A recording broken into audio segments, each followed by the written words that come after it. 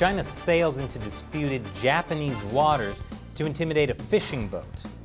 The NBA sells out to China. Even more. And France doesn't surrender. That and more on this week's China News Headlines.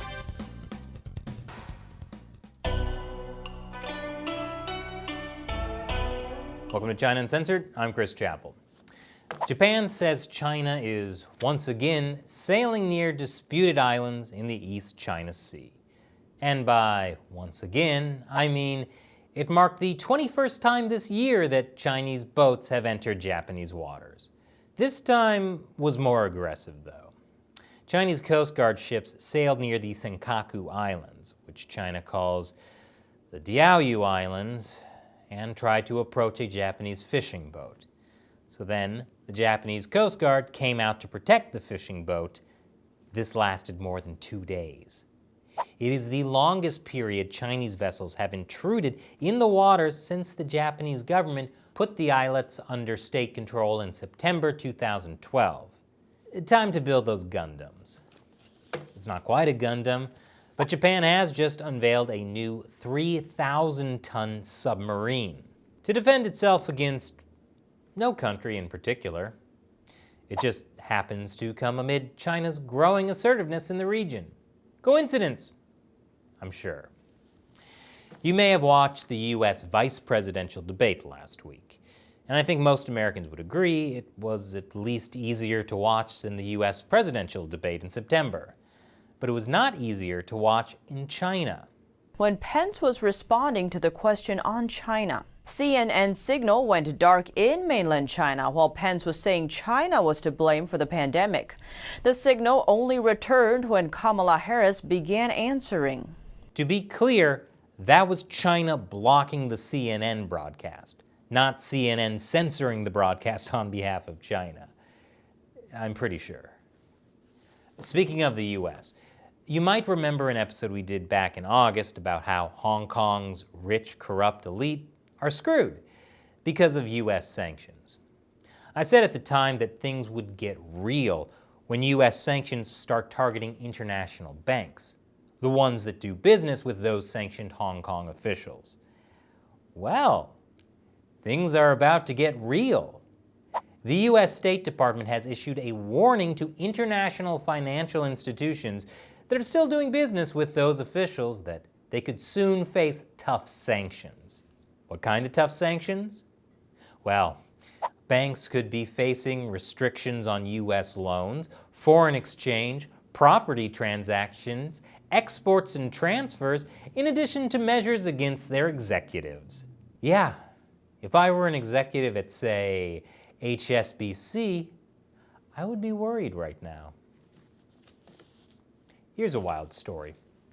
The Trump administration has been ramping up scrutiny of the Confucius Institute, saying it's an arm of Beijing, which is absurd.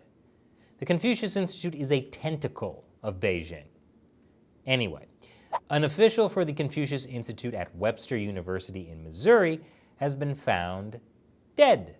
Police haven't given a cause of death. However, it did follow a police investigation. More specifically, the FBI searched his apartment amid a child pornography investigation. And that sure went in a different direction than you were expecting. And now, maybe you need a short break. Welcome back. If you think the Confucius Institute is too beholden to the Chinese state, how about the NBA? Mark Cuban, the richest shark on Shark Tank, and the owner of the Dallas Mavericks, was on the Megyn Kelly podcast, a decision I'm sure he deeply regrets. Because she wanted to know, why is it that the NBA will tweet out, "Silence is violence"? Silence is violence. Well, at the same time, the NBA has done nothing to condemn human rights abuses in China. After repeatedly dodging Kelly's question, Mark Cuban eventually said, "You know what?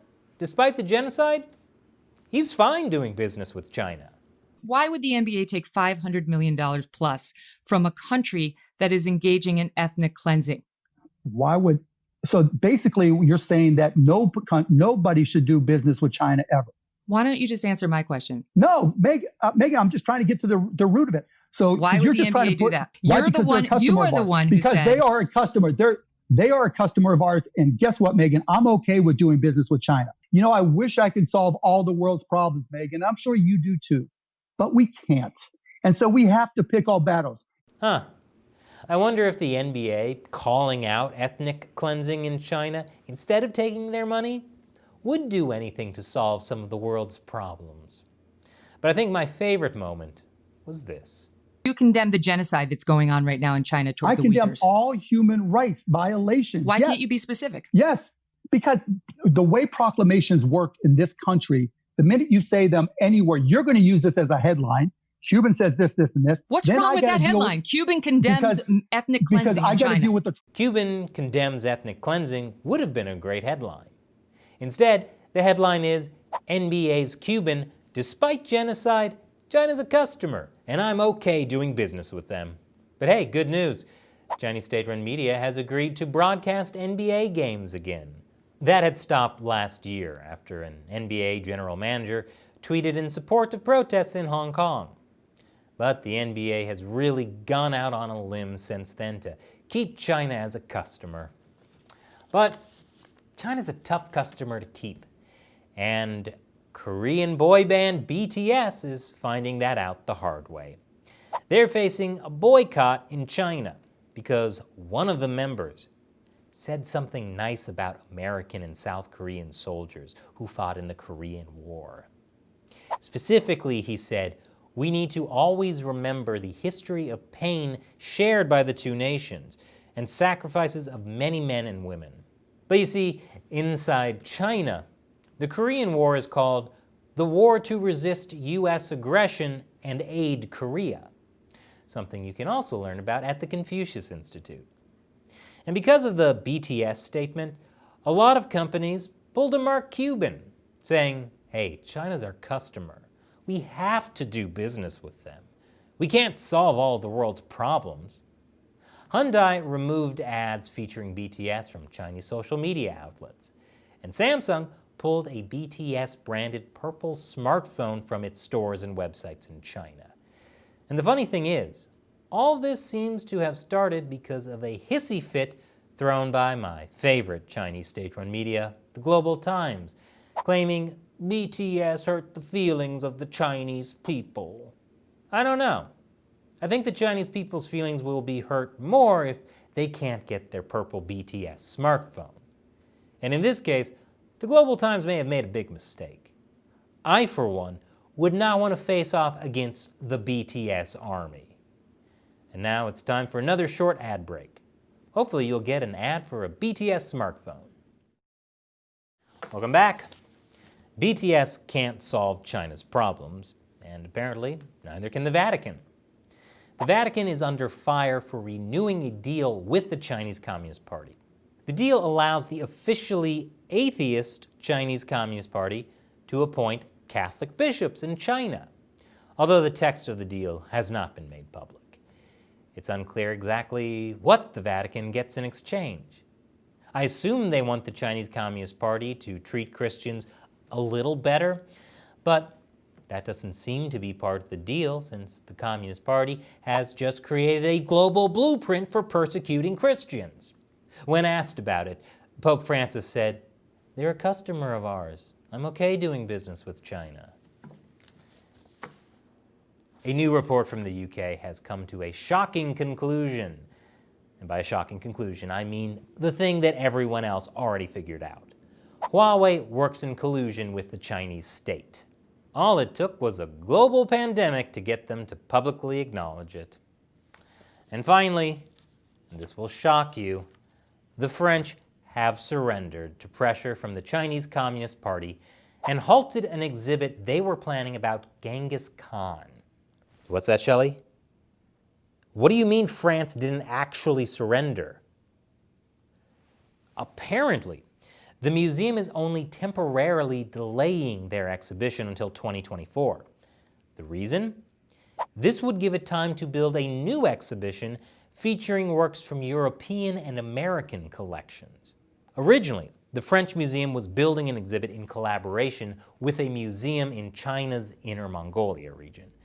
But because the Chinese regime is currently persecuting Mongolians there, and because of their increasingly unreasonable demands, the French Museum has decided it just doesn't want to be tied to the Chinese state at all. So what were some of China's unreasonable demands? Well, in this exhibit about Genghis Khan, the Chinese authorities demanded that certain words, including Genghis Khan, Empire, and Mongol, be removed from the exhibition. Yes, come see our fantastic exhibit about a guy in a region who built a thing. You know the one. You'll love it. But good for the French Museum for standing up for their values. They're not okay doing business with China. And now, it's time for me to answer a question from one of you who supports China Uncensored through the crowdfunding website Patreon. Logan asks, I share your dislike for the panda. What are your feelings about the red panda? Logan, I'm glad to know that there are people like you out there who have accepted the truth about giant pandas. Nothing in life is black and white, except for pandas, which is why you should hate them. Don't fall for the propaganda, people. But what about the red panda, you ask? Well, despite the name, red pandas are not in fact related to giant pandas. You might have heard they're more closely related to raccoons, but even that isn't true. According to Scientific America, red pandas form their own phylogenetic family, which means, from a genetic perspective, red pandas are more closely related to skunks. And I would take a skunk any day of the week over a filthy panda. Thanks for your question, Logan. And if you'd like me to respond to your question or comment on the show for hundreds of thousands of people to hear, join what I call the China Uncensored 50-Cent Army and support us in the battle against the Chinese Communist Party. You can join for as little as $1 per episode on the crowdfunding website Patreon. You'll also get some other cool perks as well. Head over to patreon.com/China Uncensored to learn more. Link is below.